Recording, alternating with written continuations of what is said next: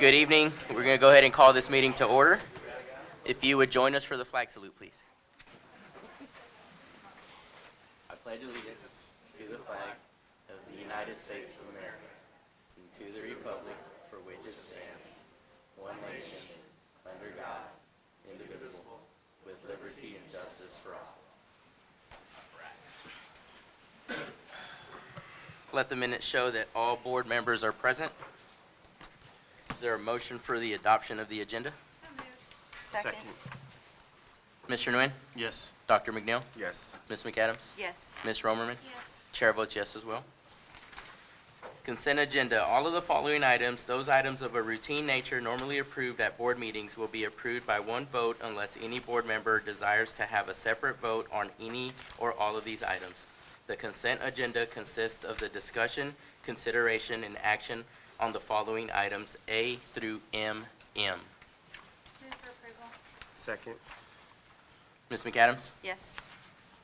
Mr. Nguyen? Yes. Dr. McNeil? Yes. Ms. Romerman? Yes. Chair votes yes as well.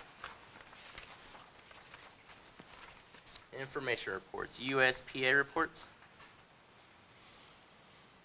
UCTA report.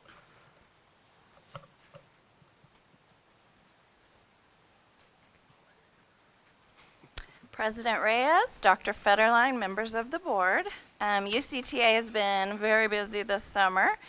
We started our summer off with negotiations, and we sincerely appreciate the board approving our language changes and our salary increase.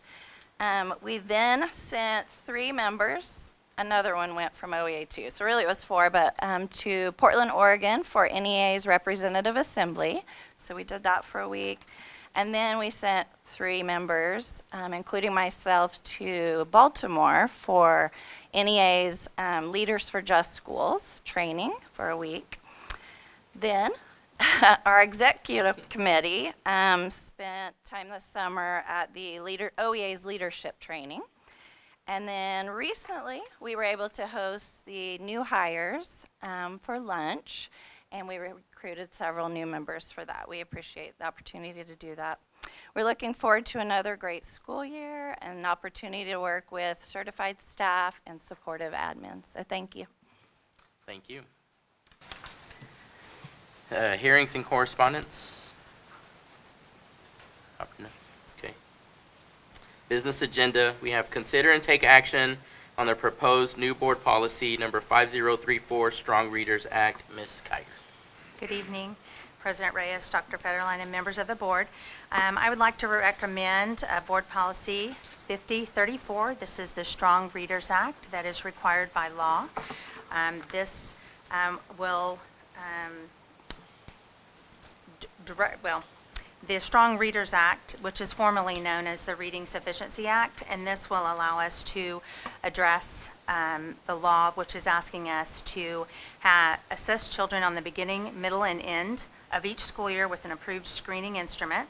The policy supports the reading instruction, intervention services, and professional development to address all of our students' reading needs, and that each student, their parent or guardian, is notified and informed of their reading progress throughout the year. The board policy also ensures that we are following the law by including the dyslexia screener, which we have been doing. The same thing as the professional development, the amount of money that we spend on professional development that meets the needs of their reading, as well as the new piece to this that we have not had to do in the past, but is a reporting requirement that has to be posted on our board, on our website, September 1st of every year. And specifically in this policy, the information that will be included will be, and this is required by law, the number of staff that implemented this policy, the average daily classroom time that is devoted to implementing the provisions of this policy, by grade, the number, percentage of all students in kindergarten through 3rd grade who did not meet grade level targets, which is by the screening instrument that is approved by the State Department. The grade, number, and percentage of all students in kindergarten through 3rd grade who were enrolled in the district for less than 2 years. by grade, the number and the percentage of students kindergarten through third grade who demonstrated grade level proficiency based on the screening instrument, and then the grade, number, and percentage of students in kindergarten third who are on an IEP, and who demonstrated grade level proficiency based on the screening instrument. And all of the copies of the screening instruments are kept in the student's file. Do you have any questions? Is every school district doing the same thing with the same metrics, or is this unique to Union? There is a specific report that we have to fill out, and every grade level has to use that reporting and post that on their website. Now, as for the screener, there's different screeners that are approved by the State Department. So, there's a handful of different screeners. So some will be like ours and some will be different. Apples to apples. Okay. Yeah. Move for approval? Second. Ms. Romerman? Yes. Mr. Nguyen? Yes. Dr. McNeil? Yes. Ms. McAdams? Yes. The chair votes yes as well. Thank you. Thank The annual report on college remediation rates, Dr. Moore.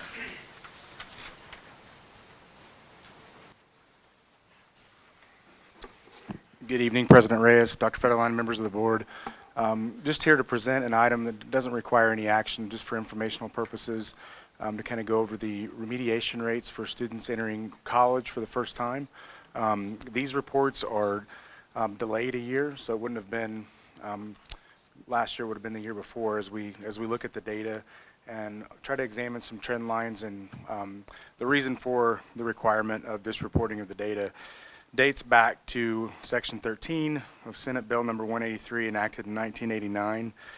It's a program designed to evaluate the performance of individual schools and school districts in the state of Oklahoma. So it's just a metric to evaluate college readiness for our students. So we look at a couple of different indicators as part of this high school indicators report. The remediation rates is one of those. So that would be students that are required to take a zero-level course in math, science, reading. And so there are some different statistics to look at as we go through time here. So I'll go over the remediation rates first to kind of get an idea of where we're at, and then can compare to other schools across the state. It's all publicly available information online as well. A lot of data to dive into, but here in Tulsa County is where we kind of like to look and compare where we stand. So last year we had 1,030 graduates as part of this report, 491 of which attended a university for the first time in the fall. 502 attended at some point during the year, including spring semester first-time enrollment. So that's about 48.7% total students that are attending college for the first time. Dr. Nelson and I have talked a few times about this data in years past was not in alignment with overall data, but last year, this organization that puts together this data partnered with the National Clearinghouse to include data for students that attend colleges out of state or private universities. So you get more of an overall picture of exactly how many students are going to college. And so I think that's an important metric for us to look at as we examine our mission of 100% graduation college and or career ready. So realizing that we only have about half of our students that are going to be going to college, we want to make some robust pathways for the students that are going to be work ready as well. So that is on par with where we've been in years past. The trend line, it stayed pretty even, had some dips after COVID, but we've rebounded nicely and remained pretty steady in that regard. With regards to the the remediation rates, let me pull those up. So we had 447 students,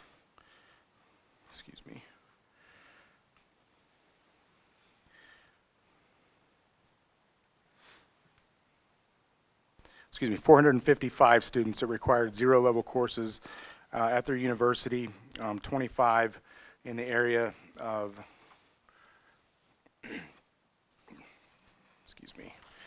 25 in the area of English, which was a pretty low percentage, only 5.5% of our students, 94 in math that had to take remedial courses. So that's a little bit of a higher percentage. That was 20.7%, 91 in reading developmental remedial courses. That was 20% of our students. And then the total number of students overall was 130, or 28.6%, that needed to take a zero-level course. And that is the conclusion of my report. There are several other indicators, including things like mean ACT score within the district and across the state. You can look at different trend lines in that regard too. Overall, there's been a dip in measures of college readiness throughout the entire state. And so with that, here at Union, I think we've done a good job at making some renewed efforts, especially post-COVID, to get our students ready for whatever's next out in life after graduation at Union. With that, I'll accept any questions. What was the name of where could we find the report? The website, it's the Oklahoma State Regents for Higher Education is the organization that puts out the report.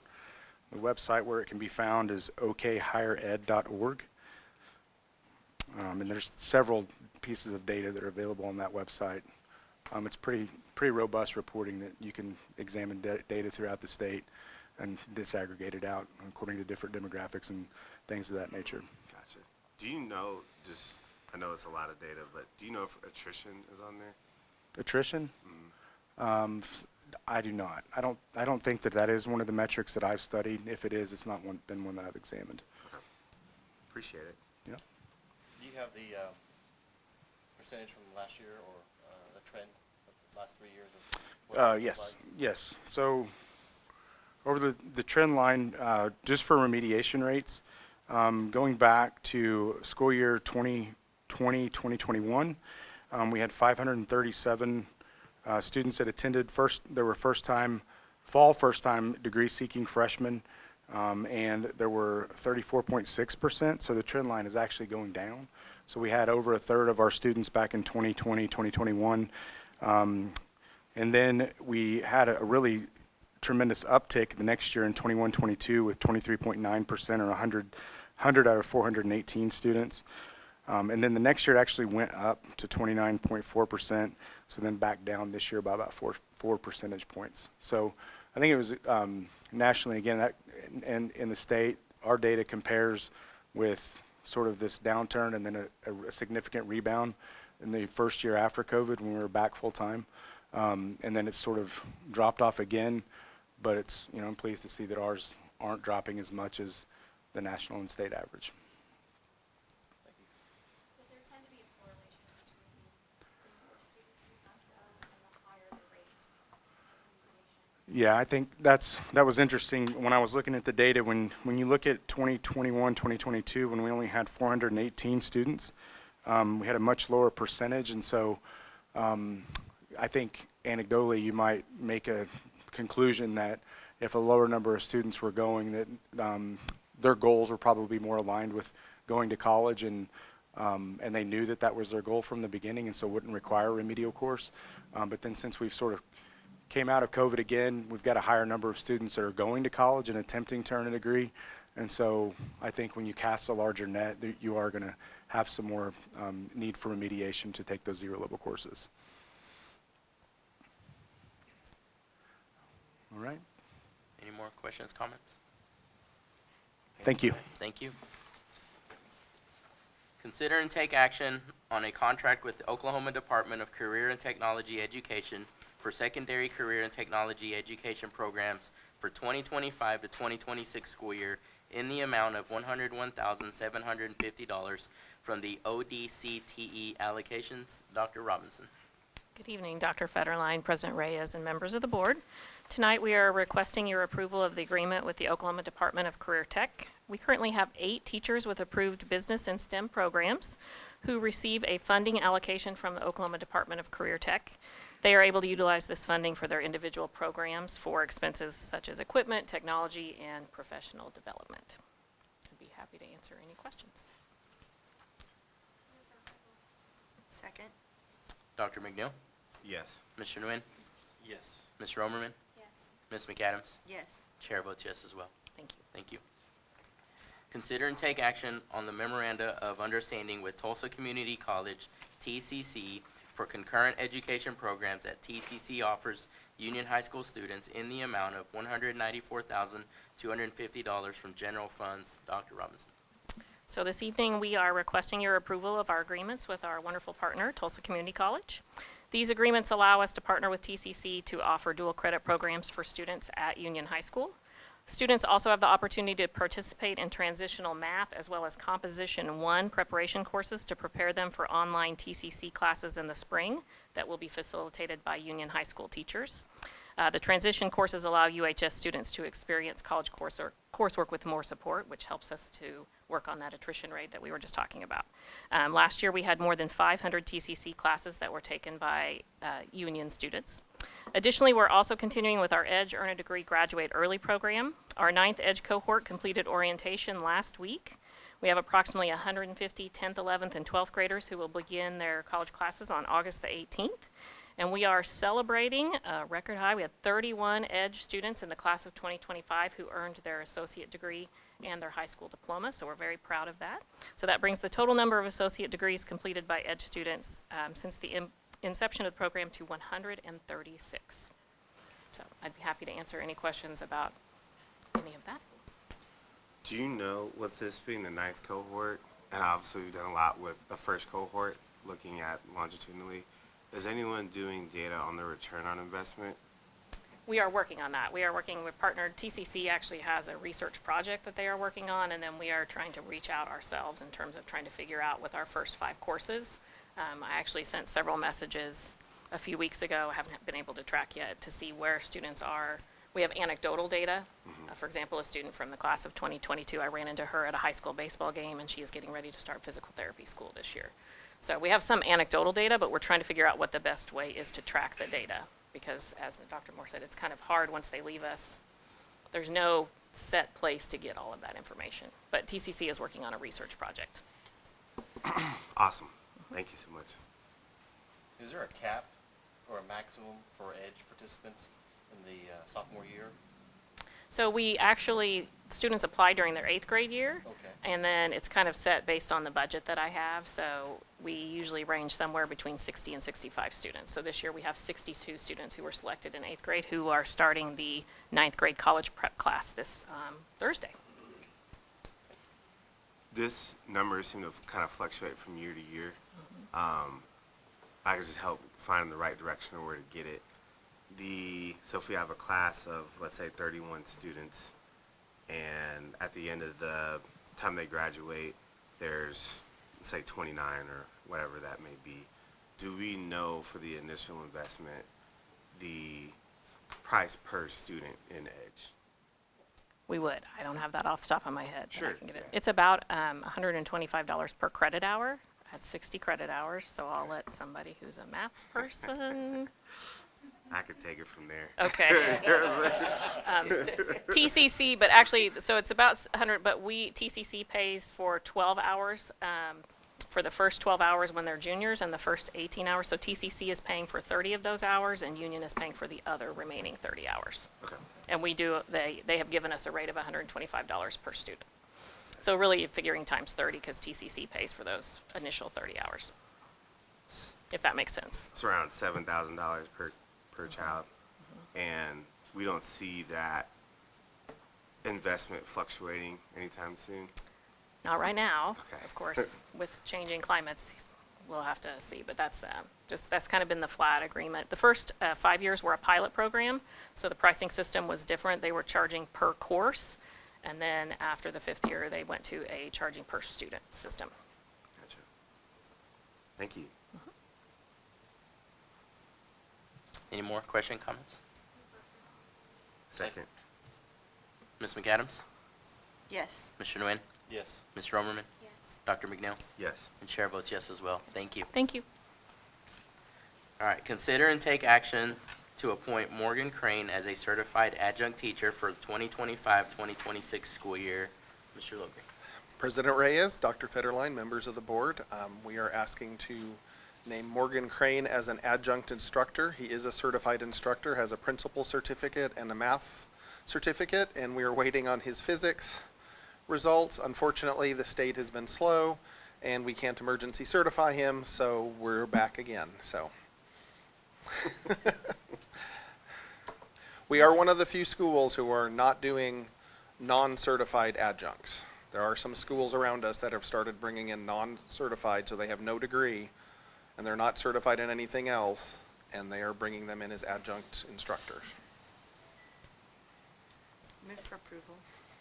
Second. Do you have a question? I did have a quick question, if it's all right. I can speak up quick enough. Sorry about that. You're good. On certified adjunct teachers, once we approve an individual, do we have to go back every year, or is there like a statute limitation? We would have to go back each year. Most of the time, like in this case, we're hoping we actually get his results in the next 2 weeks, and he'll be a certified physics instructor. Then he'll be a normal certified teacher, and we won't have to do this again. In fact, 2 of those that we've already done adjunct have already gotten their certifications, but we don't want to delay it in case it doesn't come through in time, and then we have to pay them as a substitute versus a regular teacher, so. Oh, thank you. Thank you. Did we have a first and a second on that? Okay. Ms. Romerman? Yes. Ms. McAdams? Yes. Mr. Nguyen? Yes. Dr. McNeil? Yes. Chair votes yes as well. Thank you. Consider and take action on the bid for the boiler replacement at the high school project and award the contract to Advanced Boiler Repair and Service, Inc. in the amount of $683,192.53 from bond funds. Dr. Robinson. Yeah, Dr. Federline, Mr. Reyes, members of the board, this bid is to replace both of the 1999 installed boilers in the old plant of the high school. Those boilers were installed in 1999. They're big, old technology tube boilers. They're the size of a small car, and there's 2 of them. We're going to replace them with 3 smaller condensing boilers, the footprint of which is about the size of this podium times 3, so it opens up the space a lot. In the plant, there's also a critical malfunction in one of the current boilers, which is causing us to have to do this if we want heat this fall and winter. So we're asking for your approval. How long will that take to get done? So there's a 10 to 12 week lead time. They'll purchase the boilers upon approval tomorrow, as soon as they have their PO. That'll put us into October, late October for the boilers to get here. They can do a lot of their prep work beforehand though. The old plant is what we call a 2-pipe system, so it doesn't use the hot water at all while the chiller is running. So they can do a lot of their prep piping, have the place ready to go, demo out everything, and then when the new boilers arrive, we hope to have it done and ready by the time we're ready to use hot water, which is typically last week in October, first week in November for the high school.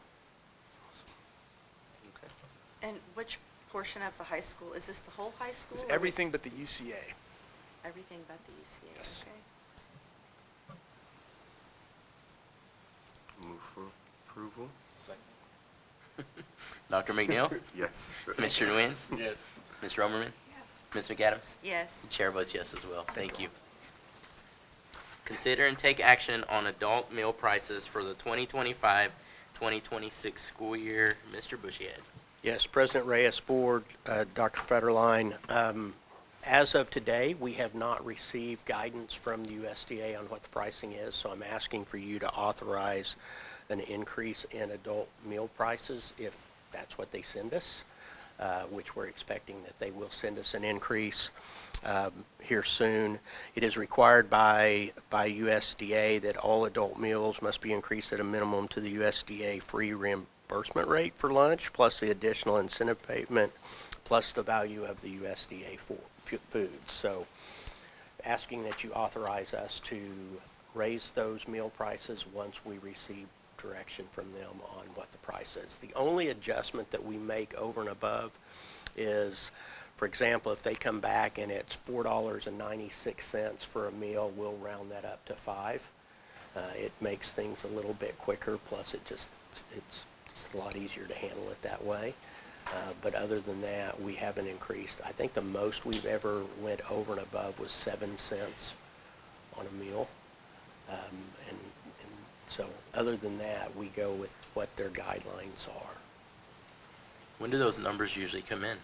They're usually the end of July, so we usually have them a couple weeks before this meeting. So Braden informed me today it was by 3 o'clock we had not had those numbers yet. So, And it's really, I mean, the reality is we don't, as long as we want to continue to receive USDA produce and funding, we have to raise the prices at least to that minimum for adults. Any more questions, comments? Move for approval? Second. Mr. Nguyen? Yes. Dr. McNeil? Yes. Ms. McAdams? Yes. Ms. Romerman? Yes. The chair votes yes as well. Thank you. Thank you. New business? Opportunity for comments from audience board members? Mr. Fairline? President Reyes, members of the board, I think it's important to note that we have had a marked decrease over the last year in the number of open positions, both in certified and non-certified. Very happy with our staffing levels going into the school year. All the educators, administrators, teachers, directors that you see out here in front of you tonight have worked extremely hard over the summer to get us in a very good spot to have a successful 25-26 school year. And we have our kickoff on Wednesday, so we're very excited. Appreciate your support. Thank you. Any board members? Thank you, everybody, for all your hard work. Okay, thank you. Need a motion for adjournment. So moved.